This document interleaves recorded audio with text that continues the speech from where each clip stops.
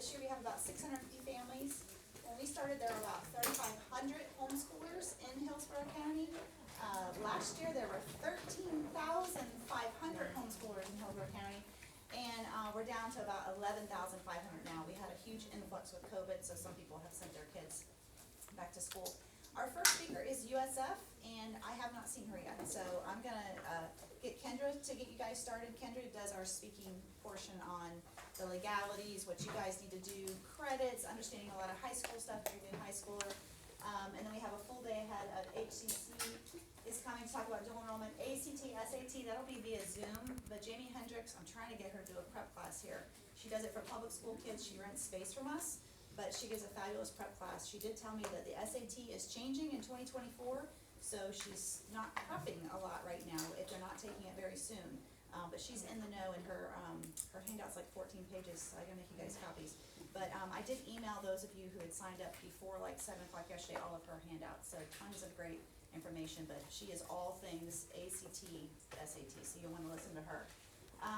Tansey's gonna be coming from the book pod, just to kinda tell you guys what we have over there. We do have a clearance sale for book pod today, it's right around the corner, 505 West Robertson. I can give you directions if you need it.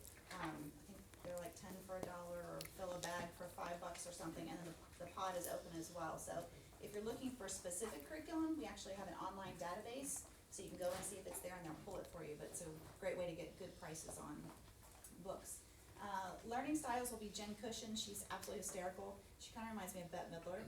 She's just dynamic and funny and very, very entertaining, so don't want to miss her. And then the 115 to 215 will be Kendra for more of the new homeschoolers and some additional high school information if she doesn't get that covered with you guys. And then if you have a special needs child, Shelly's gonna come in and speak about that. Facility-wise, we have lots of space but not a lot of restrooms. So we have a restroom here, and there's also a restroom here. You can help yourself at any time, come and go to refreshments, anything you need. And let's see, I think I covered it. If I can just open us in prayer real quick, we'll get going. Dear Heavenly Father, I thank you for this day, Lord. Thank you for these families that are represented here, Lord. I pray a blessing on each family here, a blessing on each marriage here, God. Thank you for this facility, Lord, for us to be able to provide opportunities for homeschoolers. I pray that you'll be with the speakers today, and the people in attendance just open their minds and their hearts. And thank you for the opportunity to homeschool our children. In your name we pray. Amen. Amen. All right, we'll get started, and then I'll go find you. Okay.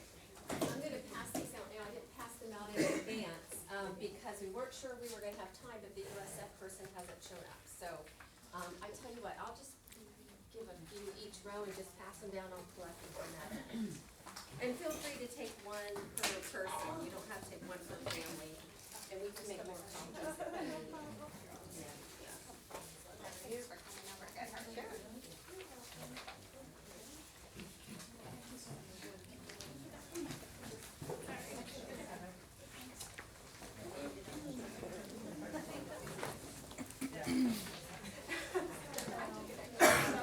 Sure.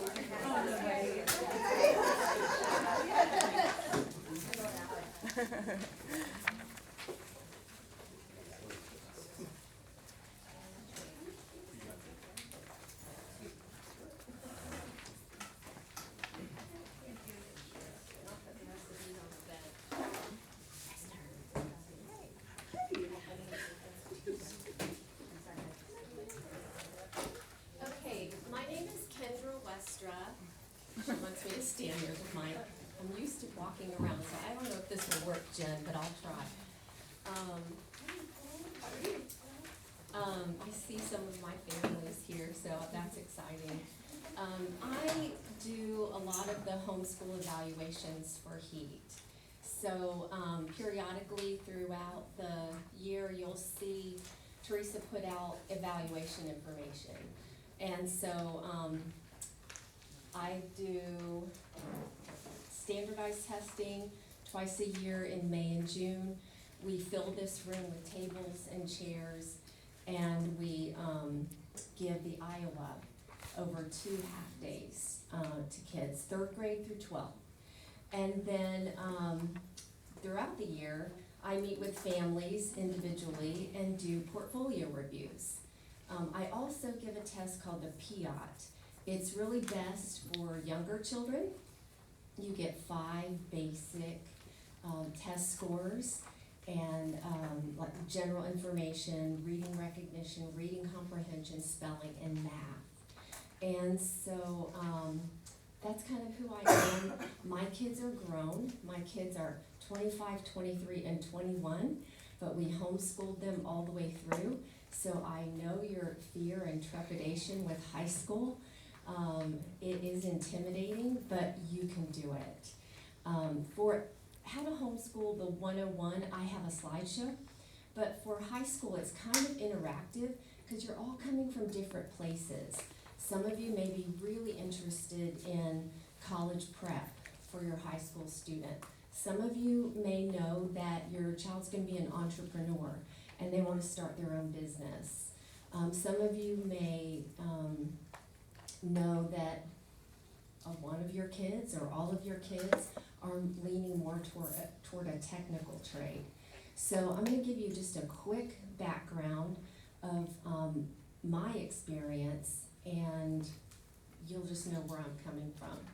So we started homeschooling in the area. I've been here when my oldest had gone to a local church kindergarten, and he's late birthday, mid-July, and he wasn't reading those little word cards they were sending home.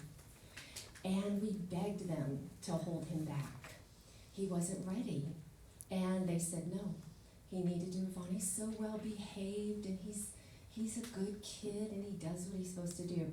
We're like, but he's not ready. My husband and I have both been teachers. And they wouldn't do it.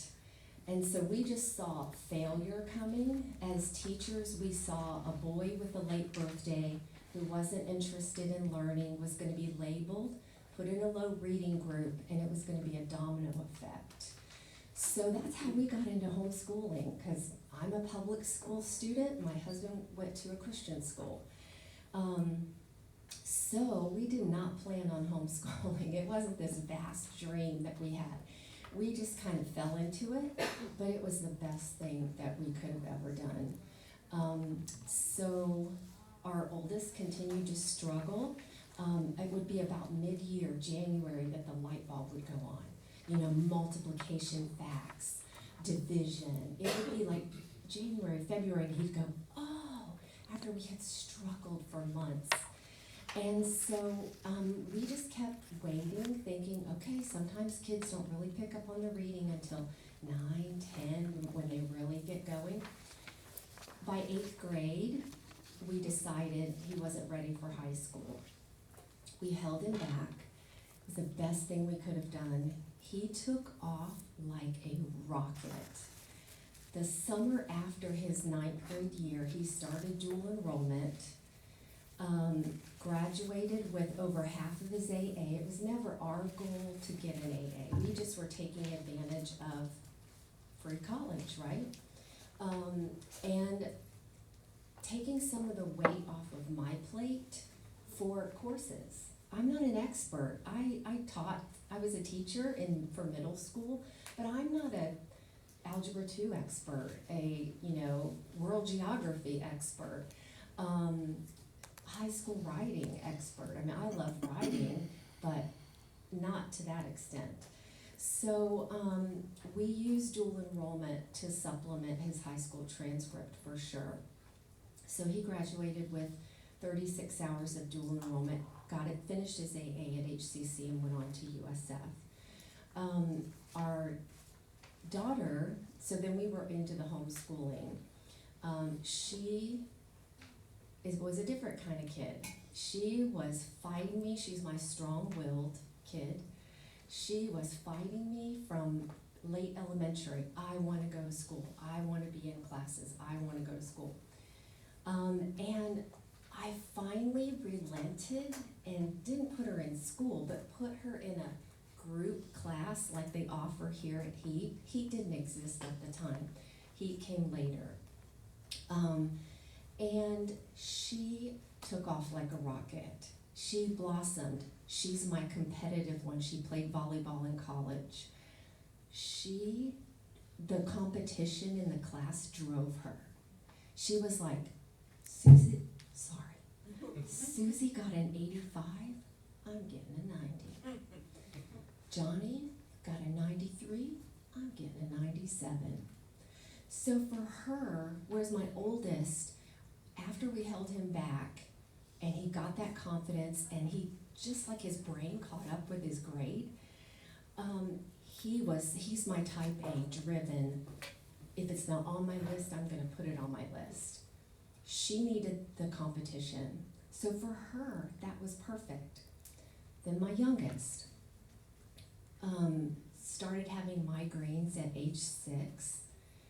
We couldn't figure it out, struggled to read. I mean, I would be in tears, he would be in tears, my husband would be, you've gotta work with him more, you've gotta practice these words. At night after work, my husband would be going over flashcards. It was not working. Fortunately, our evaluator was the one that said, you know, Simon is a smart kid, but something's not working. I mean, he's falling, his test scores are going down, not up. She recommended a special optometrist to us who would evaluate, because we'd already had his eyes checked, right? He could see 20/20. We had even gotten a prescription. They said, oh, well, maybe he could use a little something. He wouldn't wear the glasses. He said, Mom, they don't work. They don't help. And so we found this, it's called a behavioral optometrist. There are at least a couple of different ones in Tampa. We went to Walesby Vision Center. And sure enough, that kid was seeing in fades and waves. When the doctor put lenses on my husband and I to imitate how our son was seeing, I don't know how he learned anything. So here it was like 5th, 6th grade. He went through a year of vision therapy, which is like physical therapy. They kind of break down your vision with lights, and then they rebuild it. Remember the old Atari? You're following?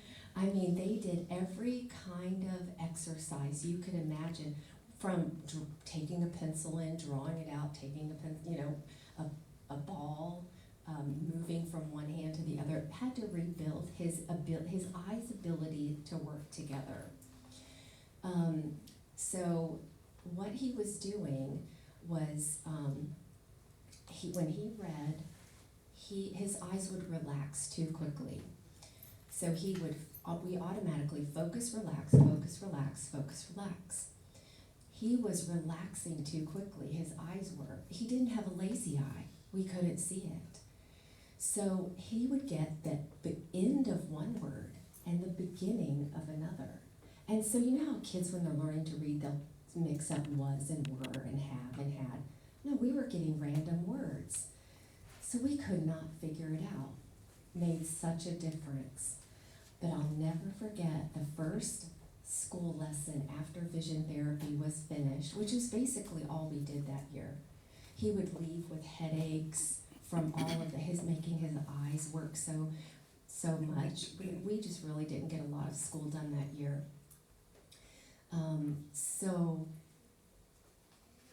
the first lesson, I said, okay, we did a lesson on vowels, because they have a reading specialist there, and she said, you know, you're gonna have to rebuild a lot, because when we learn, we hang things on pegs, and he had hung things on all the wrong pegs. And so she said, you're gonna have to redo a lot. Here's my almost middle schooler. I was distraught, to say the least. Like, how are we gonna do this? We started over, and I did this little lesson. I'm like, okay, Simon, what are vowels? And he says, everything except A, E, I, O, and U.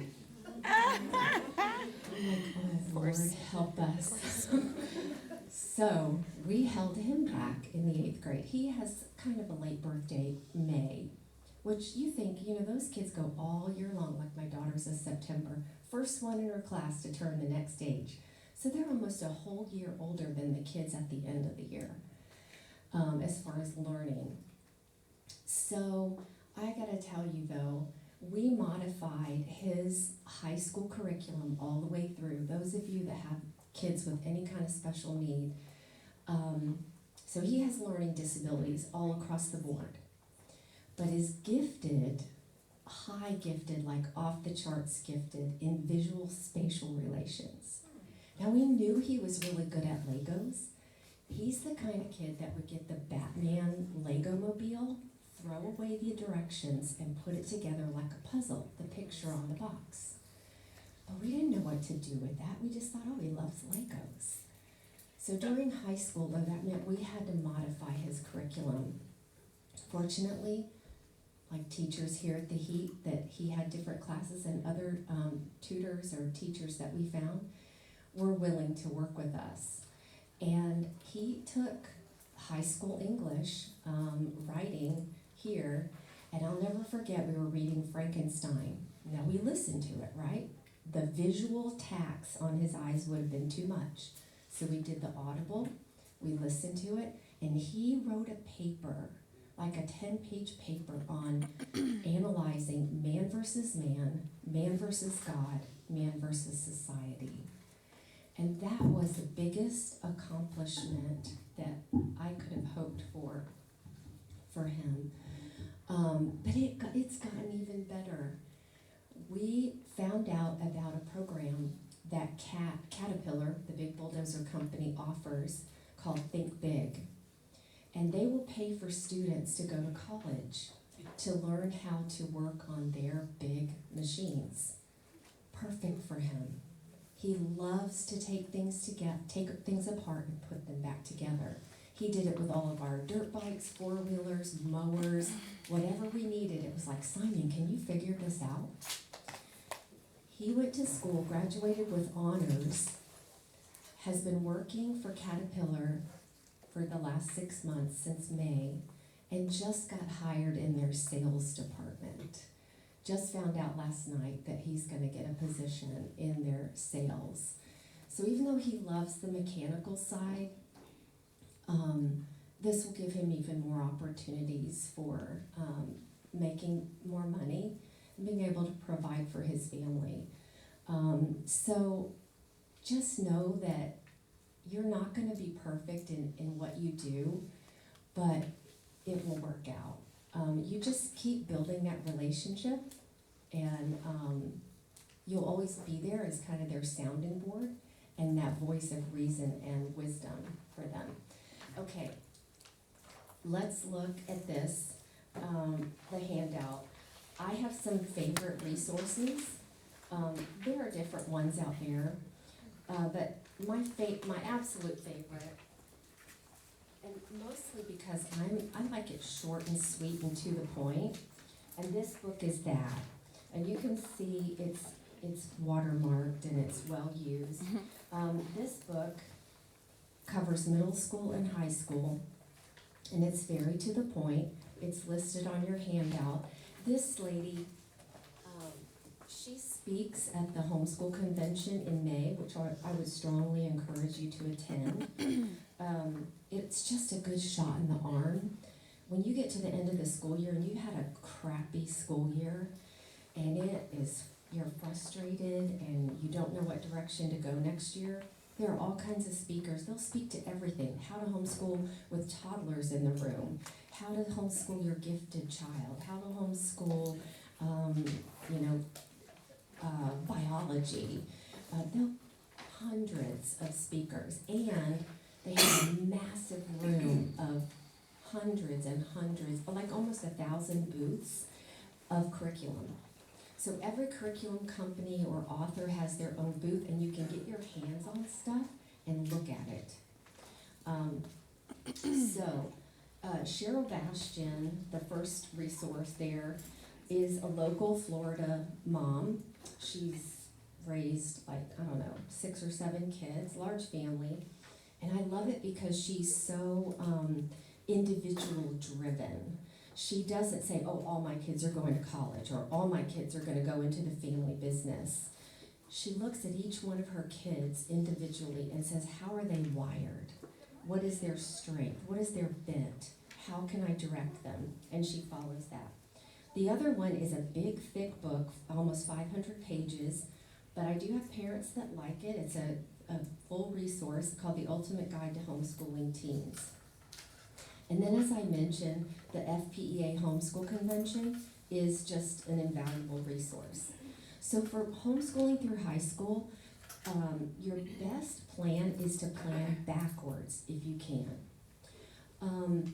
If you kind of know where your high school is going, just generally. For example, if you know it's your family goal or your child's goal for them to go to college, you need to be planning your high school, their high school path toward college. They need to be taking college prep courses. I did that with my first two. With my youngest, I knew that the academic challenge would have been too much for him. Smart kid, gifted, wired differently. So for him in high school, we made him do the traditional freshman and sophomore, what you would do, biology, English 1, and so on. His junior year, he started working at a local, a friend of ours owns Valrico Auto Repair. And he went in and literally just started picking up nuts and bolts and degreasing them, moved to changing air filters, learned a lot, changing brake pads, working on all kinds of things. But he got that hands-on to make sure. We wanted to see, do you really like this? Is this the direction you want to go? It's one thing to tinker around in the backyard with selling a four-wheeler and making a couple $100 on it, but it's different to do it for a living. We did the same thing with our other kids. Our oldest was all over the place. I want to be a chiropractor. I want to go in the military. I want to be a coach. And so we found people, though. If we met someone, like one of his coaches happened to be a retired colonel. My husband, they got together for coffee on a Saturday morning, and they just asked, my husband asked questions. What is it like to move your family? How much do you make? What's your retirement like? Those kinds of things that a teenage kid is not going to think about.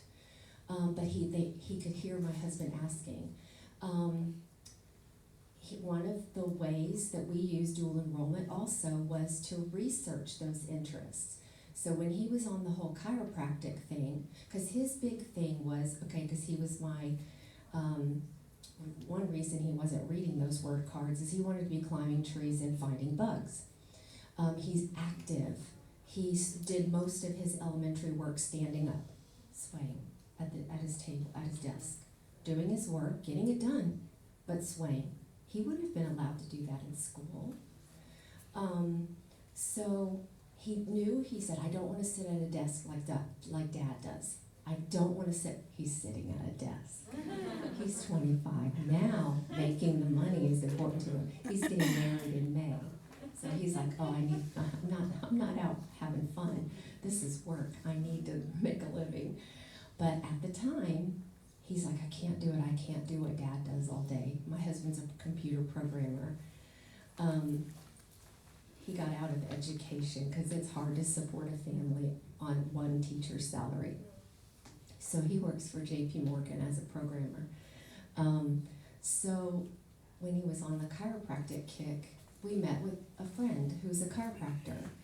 And that sounded pretty fun. He kind of like, you're up, you're moving around, you're helping people, they leave happy. It's not like the dentist. And so he took anatomy and physiology through HCC for dual enrollment for one of his high school science credits. He hated it. He's like, Mom, I do not care that there are 106 bones in the hand, and I don't want to know the name of every one. So, and then we were like, okay, now wait a minute, you're not going to be doing that every day, day in and day out. It's like, I don't care. It's a 7-year program with college. I could almost be a doctor, and I don't want to do that. So that was another benefit to dual enrollment, is picking those classes that can kind of help them. Is this really your interest or not? With our daughter, we did a biology class. Again, no heat at the time. we got together just like 3 families. I love dissections. I love science. And my friend, though, she loves to teach. And she's like, okay, I'll teach about all the body systems and you dissect them. I'm like, great. So that's what we did. And we dissected a worm, a frog, a perch, a cow eye, a sheep heart, and we ended with a fetal pig. My daughter, who was 7th grade at the time, and we were doing it for our high schoolers, was absolutely engrossed. So into it. And from that moment on, she said she wanted to be a nurse. Well, this is my strong-willed child. We were like, yeah, right. You won't even clean up the dog's throw up. How are you going to be a nurse?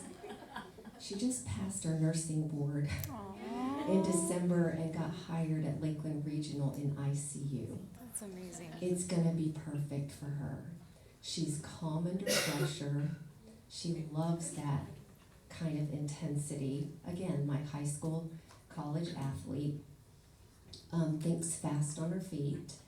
And she might be crumbling inside, but you'd never know it. She's cool as a cucumber on the outside. So she took every science we could get our hands on, biology, marine biology, chemistry, physics. If we could find it through HCC or here at the HEAT, by the time she was in high school, HEAT was up and rolling. She took that. So that just gives you an idea of your high school path and how to plan it. And if they don't like a class, that's okay, because then it separates that from what they do like. It helps you eliminate that. Okay, so plan backward when possible. Florida has no graduation requirements.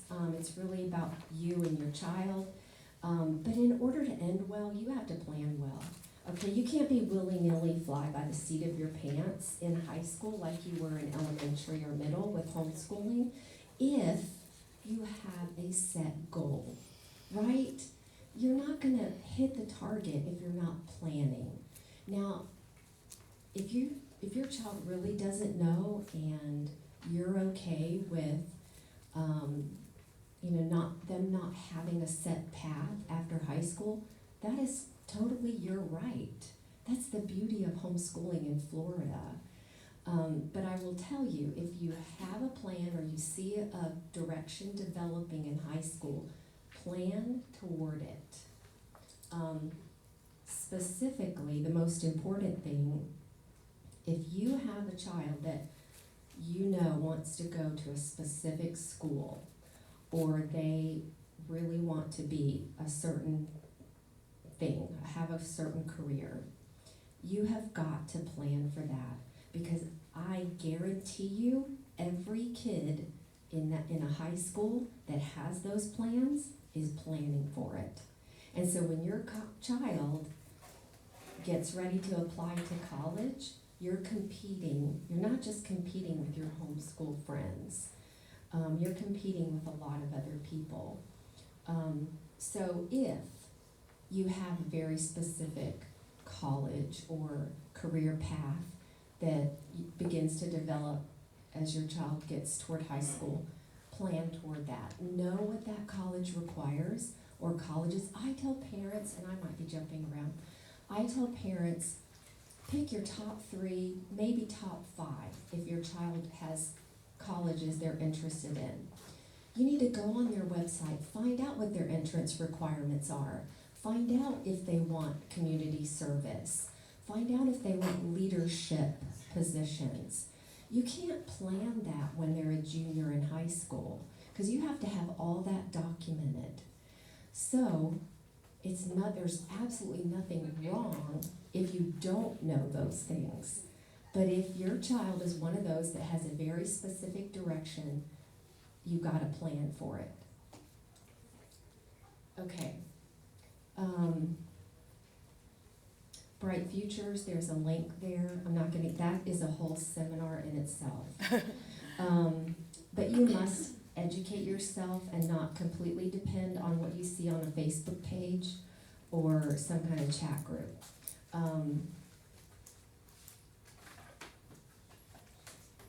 When you design the student's 4-year plan, and in this book, this Cheryl Bastian book, she gives a blank work page and that you can make copies, you can write on, erase it, move things around. But at least kind of plan out how you're gonna do your 4 years of high school. The other thing in that book is she lays out what generally high school students in Florida take. Now that is super flexible, okay? There's no set, written in stone order that you have to take things in high school. Some of you, I'm guessing, probably many of you didn't grow up in Florida. You're probably from other places. And whereas I may have taken physical science in 9th grade, you may have taken biology. And we can mix up that fruit basket all over the place. But there's kind of a general guide that kids take through high school, and that's in that book. She lays it out well. And so kind of have a plan, but be flexible with it. Okay. Start a binder. That was one of the best pieces of advice that someone gave me, because when you start applying for college applications and you need to know awards or leadership credit, it's so hard to remember to go back. When you're in the middle of raising kids and you forget about that painting Tampa Bay event that your kid did. But I would divide it by your subjects: English, math, social studies, science, maybe electives, community service, awards. And just as they get those things, don't put them in the scrapbook, or you can make a copy, and stick it in that binder.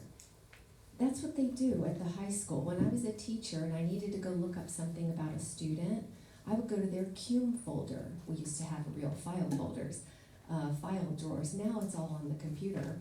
But your child's history is collected there for a reason, not just to check discipline and things like that, but it covers like their credits, their awards, there's honors, things like that. Because all of that is so hard to forget when you're filling out college applications, or even my son, my youngest, the application process wasn't intense. He had been accepted in this trade program, and Caterpillar did some of the work for him. We had to do, basic application, but we didn't have to collect service points and all of that stuff. And if I did though, I would have had it right at my fingertips. Okay, credits. Let's move on to number 2. Credits are generally based on the Carnegie unit. 1 unit or credit is given for a course that meets 36 weeks, 5 days a week for 45 minutes a day, for a total of 120 hours. Now as homeschoolers, we know that's all flexible. I never did a 5-day week, ever. Until my kids were in high school, then they kind of did whatever they needed to do. But by then we weren't homeschooling as a family. We pretty much homeschooled as a family through most of middle school, but then, when my kids were little, a 4-year gap isn't much, but as they get older, that gap gets bigger because they are working on different subjects. I did keep my oldest 2 together as much as possible because my daughter was capable of doing that. So like I said, when my oldest did biology, my daughter did biology. I kept her in as many of the classes as I could. It made it easier on me, and she was ready for it. So basically, if your student is investing 120 hours, however that works out, that would be considered a full credit on the transcript, 1 full credit. If it's half of that, it would be about a half a credit. 60 hours would be a half a credit. So for those of you that play sports, or you're involved in dance or drama, easy full credit. I drove all over the state of Florida and beyond, taking my kids to sports, soccer, volleyball. By the time you add in travel, I was usually the team mom. Now that's work on me, not my student. But travel, sitting at games, them going to practice, or I'm sitting, not them. Think about what they're doing and the investment that it takes for them. So I gave my kids every year team sports 1, team sports 2, team sports 3, team sports 4. There was no way I was going to ignore an easy credit. That was something we really invested in. So if your child is really into chess or really into drama, and drama takes a lot of time, cheer takes a lot of time, music can take a lot of time. By the time you add, oh, well, they preparing for this recital, they're playing in this community band, the church worship group, that all adds up. And music, my kids weren't real musical. My daughter got kicked out of piano. My strong-willed daughter, she wouldn't practice and she didn't like it, and finally the teacher was, after 4 years, was like, I don't think this is working. And I thought, you're right. And it's costing me money. So my oldest did stick with acoustic guitar, and so we gave him that half of fine arts credit that they recommend for, well, it was a half. Is it a full now? Is it a full fine arts credit? Do you know? No. And so my daughter, we used HCC for her fine arts credit. A bunch of kids in one of her classes, a homeschool science class, they all got together and took Intro to Music at Plant City HCC on a Saturday, and they had a blast. They would all meet at Dunkin' Donuts, get their coffee, leave their cars, carpool, and drive to the Plant City campus, and the professor was a blast. He was a composer, and he gave extra credit if they attended his concerts. And so they would all carpool to that, and some of them were far, I mean, like a couple hours away. But they would carpool and they would have a blast, and she got her credit and had fun doing it and learned a lot about music and composers. So, okay, so credits, that's your information on credits. Most academic classes, like English, math, social studies, your science, and foreign language, require a full year to complete, and so they would receive 1 credit. Sorry, one question. Yeah. Back on the team sports, if Yeah. they are doing like a heat sport, but they're doing the same sport club year round, Yeah. how would you put that in a transcript? I didn't need extra credits. I wasn't interested in having, and I know your kids do a lot. I wasn't interested in having one of those transcripts that made my child look superhuman. And like they did all these different things. So I just kind of lumped that all into team sports. Okay. Because my kids did club too. And I think if I had needed to, you could go back and You just count one as activities and not really count it as a credit, and Right. the other one as a team sport. yeah. Okay. Definitely, and that's another nice thing with homeschooling is you have that flexibility. Like, she knows her kids have been super committed to a lot of different sports and activities. And if you give them that team sport or dance 1, dance 2, theater 1, theater 2 credit on the transcript, but you have these extra things. If you come up at the end and they're short, it's just like a general credit, feel free to get creative and come up with a new title and give that a credit. Obviously, integrity is super important. I'm not saying make up things, but you do have the freedom to make up your own title, which brings me to, though, I don't think it's on here, the Sunshine State Standards. It's a website, Sunshine, just Google Sunshine State Standards. You can find every course that is offered in the state of Florida in the school system. So like a year ago, I had a mom. She was really having trouble with her high school son. They were butting heads. He did not want to do the academic stuff. He was more like my younger, just not wired that way. He wanted to be a chef, and he was very set on it. We went to Sunshine State Standards and we put together a culinary curriculum or culinary path. I didn't pick the curriculum, but I helped her design a high school path that would, just like what they would offer at Blake High School or wherever they do culinary. I think it's Blake High School, one of your magnet schools. And she didn't do everything that we found on Sunshine State Standards, but it gave her a direction. She felt directionless before. Okay, he wants to be a chef. What do I do with that? Well, she put together some courses based on those descriptions of courses, and he was happy as could be, and he's graduated now.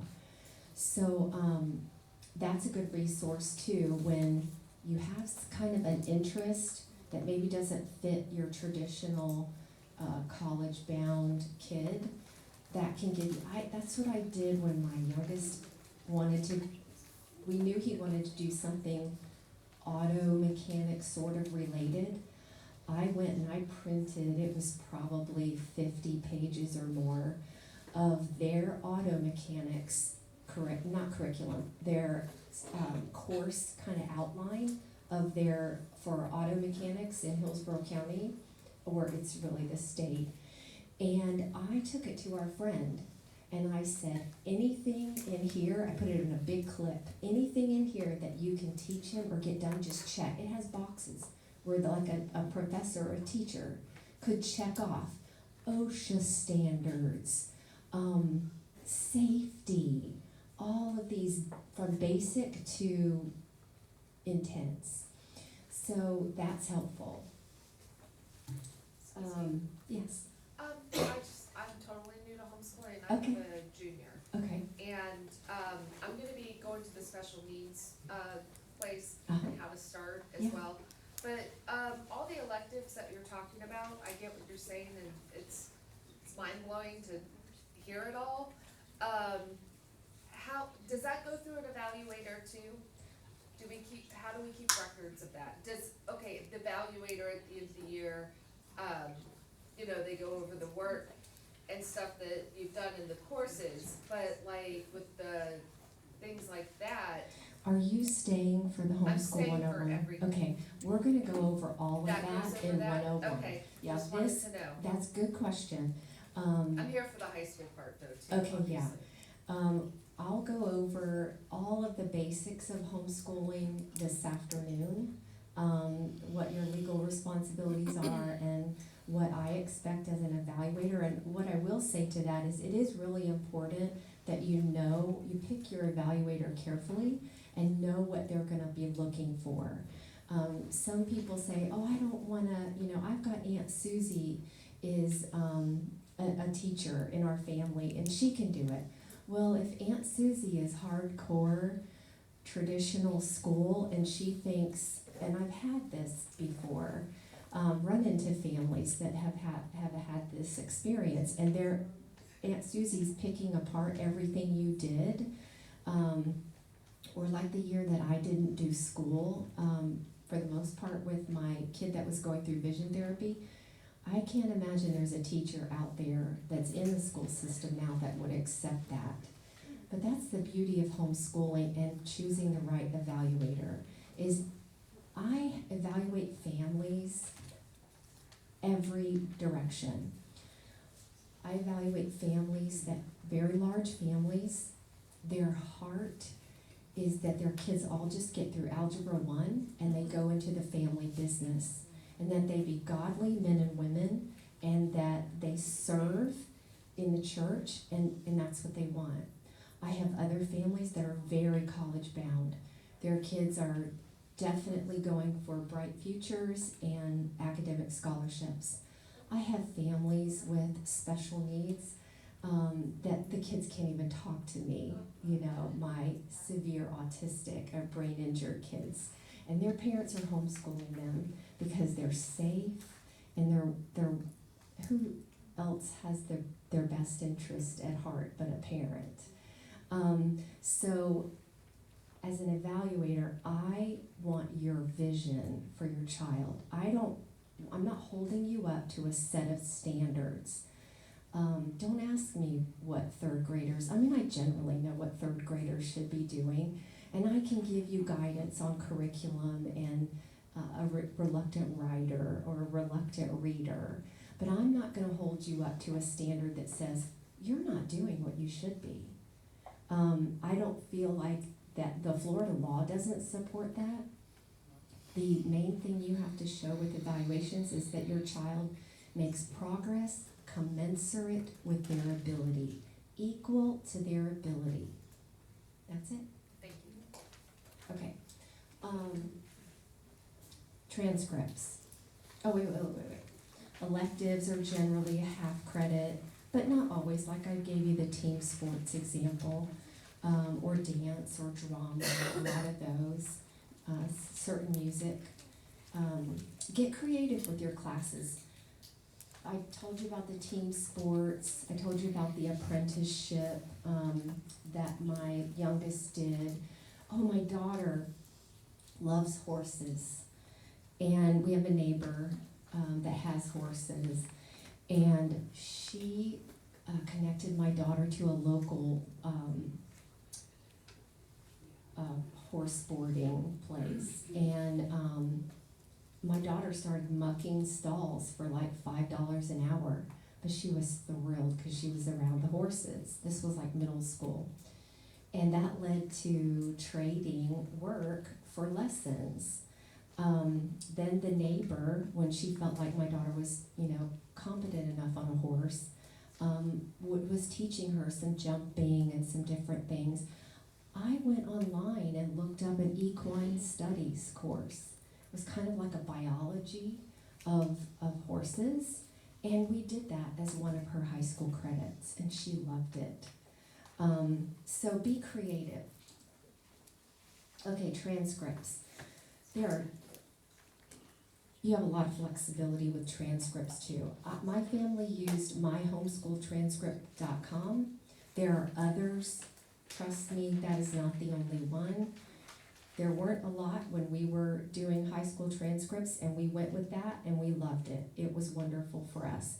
If you're good with Excel, I'm not, my husband is, but he was working. I didn't want to bug him every night he came home, like, can you add this to the spreadsheet? Can you take this off? I'm going to change this.